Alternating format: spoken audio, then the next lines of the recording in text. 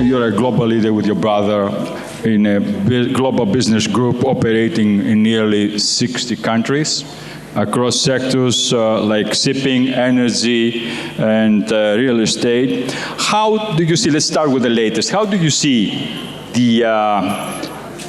today's geopolitical instability affecting global trade? Where do you see risks and opportunities on this situation?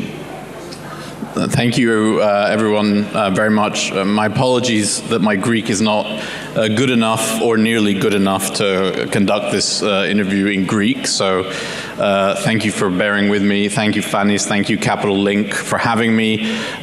Nicholas and Olga, thank you.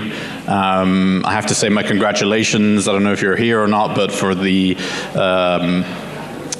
being the grand marshals of the parade in New York, the Greek Independence Day parade, which is a big deal for us in America. So, listen, it's I don't think anybody would doubt that it's a complicated time in the world, and it's been that way for a while, especially since February 2022, and then again more complicated in February 2026. You know, I think that what you see happening is the realization that global trade is, as much as this word globalization has become sort of a nasty word, it is still in existence formally. The global economy is as integrated as it has ever become. And so, you know, what you saw during COVID was a realization for the first time from a lot of people that 90% of manufactured goods travel by container, right? And so everyone's happy as long as their couch arrives on time and their pineapples are fresh and their apples are fresh and, you know, their Amazon packages get there. But then when that doesn't happen, people start to think, well, what's going on? And so you've never had a time, I think, at least in my lifetime and probably before, where global shipping is as important and as sort of in demand. The interest is there, right? I mean, the whole situation with the Iran war comes down to a very small strait of water called the Strait of Hormuz, as we all know, that has been closed for all intents and purposes. So it's, you know, it's very difficult. It's fragmented. I think you have a government in the United States who is very much focused on, you know, Europe protecting itself and, as they would say, carrying their own weight. And so, yes, I mean, global trade goes on every day in enormous ways that we don't see, but it's there, and it is, you know, we see it because in our shipping business, it's so complicated, tariffs and no tariffs, and, you know, all these things. So, yeah, it's complicated. Really. With oil prices swinging dramatically and global markets reacted instantly to every move from Washington, from Tehran, how do you assess President Trump's diplomatic efforts to find an agreement with Iran right now? Well, I think that they are interesting, and you can you know, define that word however that you wish. You know, January 3rd, 2026, the then president of Venezuela was kidnapped in a, I think by all means, stunningly successful operation. But that was a success of American power that, you know, was awesome. And I think that combined with the fact that President Trump has long believed that Iran, and he's not the only one, all US presidents believe, most people believe that Iran cannot have a nuclear weapon. Combined with that fact, I think there are some elements within the US government who sort of suggested that now is the time. Iran has been weakened after years of sanctions. Its proxies have been weakened by Israeli attacks after October 7th, 2023. But I think it's a difficult. I mean, it's a 47-year-old regime in Iran, right? And so to negotiate your way out of that, I think, is a little bit more difficult than one would assume. So it's literally evolving every minute. By the time we're off this stage, something else is going to have happened. 1 minute there's a deal, the next minute there's no deal. One thing I've been impressed with about this White House is there's very few leaks. They keep information very close to the chest. So yesterday they did more strikes in southern Iran for the first time in a long time. So the negotiating strategy is typical Trump. It's through social media. It's through, making people. I think the key thing that he focuses on is having leverage, number one, and number two, making people having no one know what he's going to do next. Typical Trump, as you said. Yeah. So, if anyone tells you they know how this war is going to end, they're lying. Including him. It's just impossible to know. Let's focus now on the Strait of Hormuz. How long do you think it will take to get back to a new normality? Because it seems that for the first months, probably a year, we're going to have a new status quo. How serious is this disruption for the global trade? And what's the immediate effect for the global shipping? It's very serious, and I think the Iranians have realized that they don't necessarily need a nuclear weapon because they have an economic nuclear weapon in closing the Strait of Hormuz, which, as President Trump says, you can destroy their navy, their air force, their army. All they need is a few speedboats with a few mines, and as someone who is part of a company who owns vessels, we're not going to send our vessels through that, right? You don't have any vessel there. No, we don't. But okay, that's good for you. But my point is, at any point, can they, keep it closed, reclose it? So it's a very serious matter, and I think you will start to see, if this is not dealt with in short order, jet fuel shortages in some parts of Europe. You'll start to see, in Asia, fuel shortages. I mean, airlines cutting flights, and there's going to be a significant impact to this that has not yet been seen fully, because the system takes months to, right, when it first started, so many tankers were in the water anyway, and it, went through the system. But to that same point, to your question, once it restarts, let's say it restarted tomorrow, it will take a long time to catch up. It's going to go slow. Yeah. Some analysts suggest that we might be entering a new era where global shipping becomes more fragmented, less efficient, and more costly. What is your take? And where do you see opportunities on this? So, yeah, I mean, listen, I'm not a shipping expert. That is left to others, but let's say I know more than the average bear about shipping. And, what happened with, I don't think the world as a whole has recovered from what happened in COVID as it relates to shipping. I think it was a psychological break for a lot of people who have no idea about shipping. People in all parts of the world, when things weren't arriving on time, right? It's like, this never happened before. And when you had the Ever Given, which was the vessel that blocked the Suez Canal, I mean, it just sent things into overdrive. Freight costs grew enormously. The container market went into the stratosphere, and it really has never gone down since then. I mean, it's gone down from the all-time highs, but there's a lot of fear that people will be unable to get their goods where they need to go, and I think because of that, things remain artificially high, and the war, the various wars. So it's certainly going to be an interesting. I cannot prognosticate what's going to happen in the shipping markets, but I think a lot of people were scarred by what happened in COVID. Now, it seems that it needs more security. How are shipping companies now adapting to constant security risks and the need to reroute vessels? It seems that this becomes a reality, a today routine, a new reality. Yeah, and I think this was, this was a phenomenon that started with the Somali pirate issue when they were hijacking ships off the coast of Africa.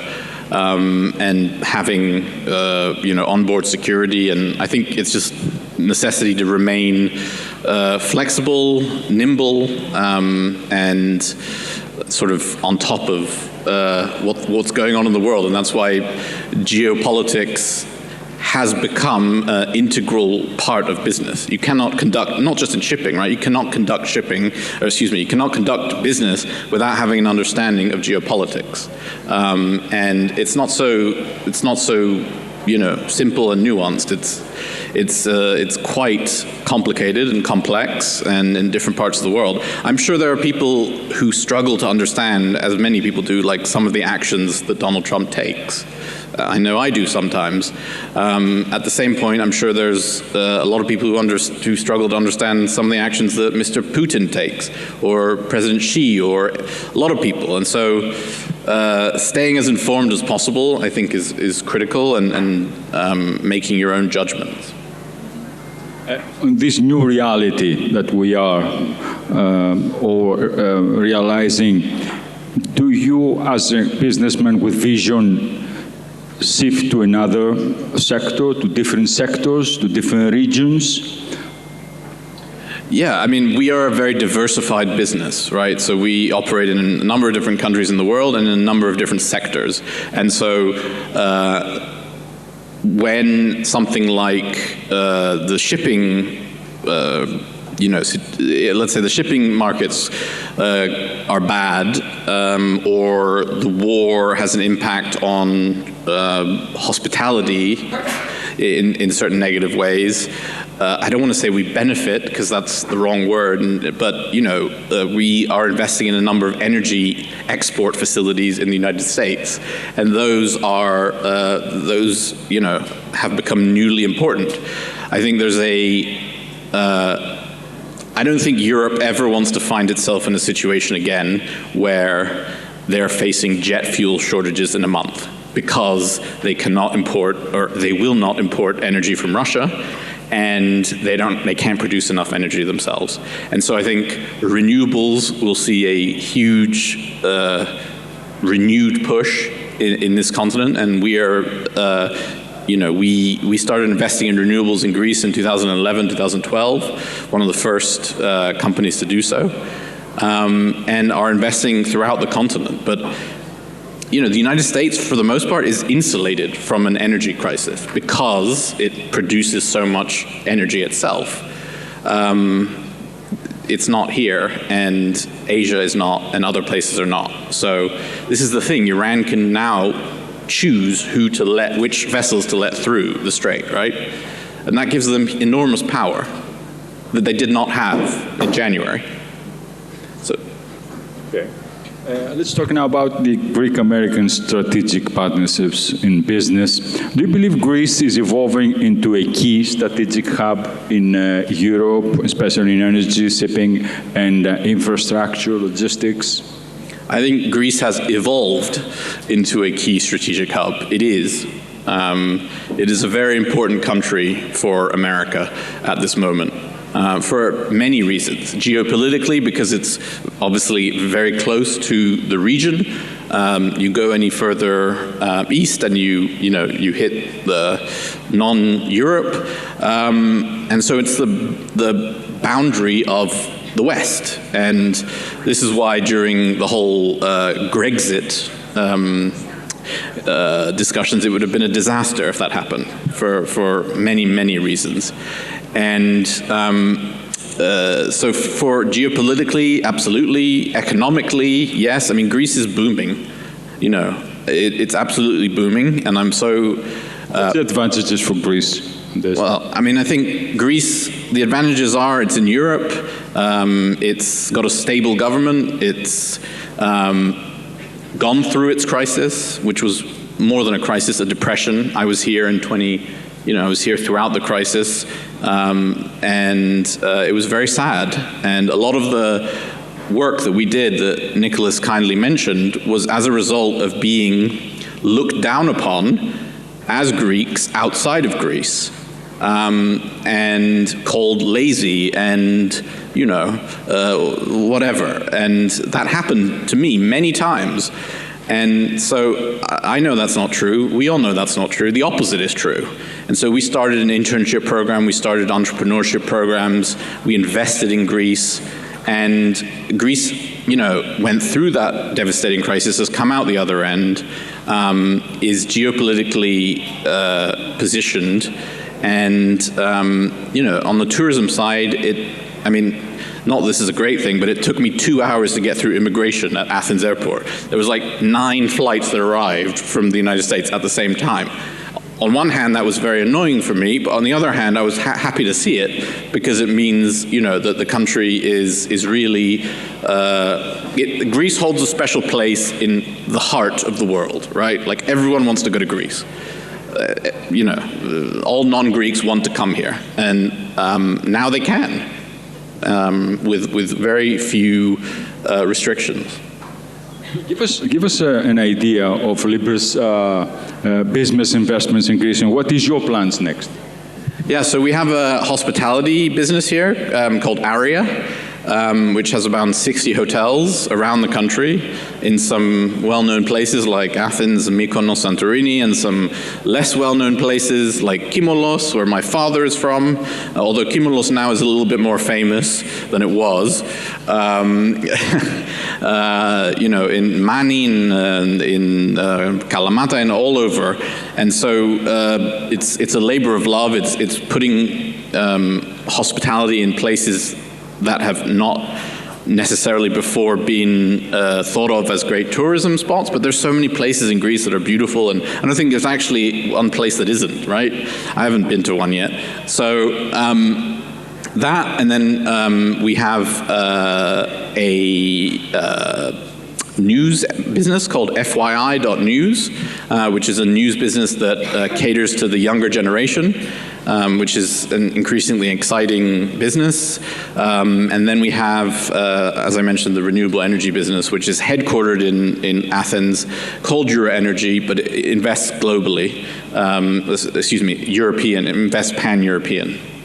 So, yeah, it's, but we were here, we've been here for many, many decades, and we always used to say during the crisis, we're here and we're never leaving, and so we are never leaving, and it's we went through our own set of difficult circumstances here. That is how easy was at the beginning to invest in Greece? And how easy was it? How easy or difficult was to invest, to go through the bureaucratic procedures? It depends what you're comparing it to. There is, like everywhere, Greece has its idiosyncrasies in terms of, I don't know if that's a Greek word, okay. In terms of how to invest, you have to find the right people at the right time. To find your ways. Huh? You have to find your way, and because we are Greek, we know how to do it, but it's not just, everyone wants to come here now. Everyone I speak to is coming here. I think, the change from non-investment grade to investment grade suddenly opens the doors. So let's focus a little bit on tourism. You have more than 60 hotels here in Greece. How do you see this will be affected, the Greek tourism in general, will be affected from the global instability, especially with the situation in Iran and the Middle East? I think it will benefit from it, to be honest with you. Greece is just far away enough from the conflict zone that it will benefit from it. And if things stay the way they are and there's no expansion of the war, people who were going to go to the Middle East are now going to go somewhere else, right? And it's not just that. The Middle East became such a hub. It is such a hub of flying, right? So to Emirates in Dubai, Etihad in Abu Dhabi, and Qatar Airways in Doha became the crossroads of the world. And so it's now more difficult to get from, South America to Europe, South America to Asia, or North America to Australia. So I think it'll benefit.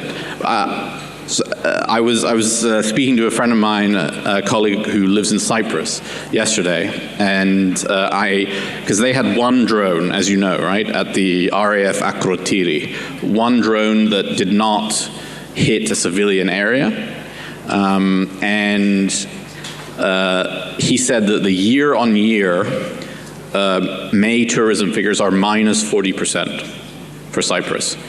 So that's because of one drone.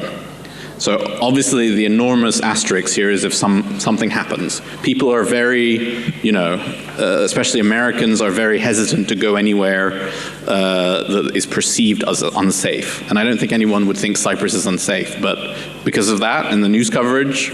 Overall, the Greek Americans or the American citizens this year are more, let's say, hesitated to come to the region, huh? Yes, absolutely.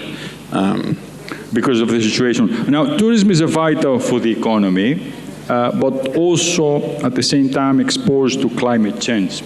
How should the sector adapt to remain resilient in long term? Listen, I think when wars happen, it's that saying, the urgent always overtakes the important. The urgent is the war, is gas prices, is cost of living. Until, New York is flooded or something, it's only an important matter. So it's sad in a way, but it's not on the agenda for now. It seems that Greece, for many reasons, it is on the focus currently of the United States, and both enjoy strong strategic partnerships. How sustainable is this strategic interest of the United States in Greece? Do you see this continuing? Yes, absolutely. I think that through the hard work of previous ambassadors, Jeffrey Pyatt and George Tounis, and the current ambassador, Kimberly Guilfoyle, it has been Greece has a unique sort of a gift in American politics, which is a bipartisan issue. So it is something that both Democrats and Republicans support. And, I think that throughout successive governments and successive administrations, there's been a build-up of businesses throughout the crisis. There was obviously a lot of work done. There was, an untold story of the role that the United States played in making sure that Greece was not forced to leave the Eurozone, that maybe one day we'll be told. But yeah, I only see it growing from here. I think that makes some of the other, let's say, larger countries a little bit nervous and upset. I think that in the United States they view the Piraeus port deal as a unfortunate situation that they should have gotten into, maybe a lesson to be learned, in the future. And I don't think they're going to let something like that happen again. Now, partnerships between private and public sector is the issue of this conference here. From your experience, what makes public and private partnerships succeed? People. People, always people. And it also what makes them fail.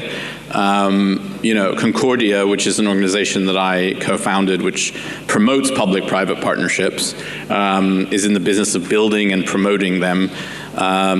These businesses succeed and fail based on people. Sometimes government is speaking a completely different language than business, especially, it depends. Sometimes you have very entrepreneurial ministers and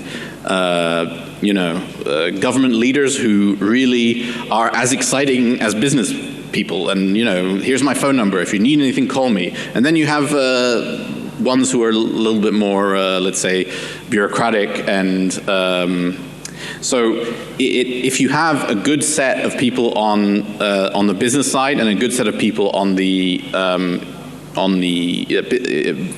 government side, a lot can be done. And it is in many ways the future. It's necessary for the future, public-private partnerships. Countries like Greece, like you mentioned, what is the right balance of risk between the state and private investors? The right balance of risk? I mean, that's up to the government to and the business to decide, but I think one that does not,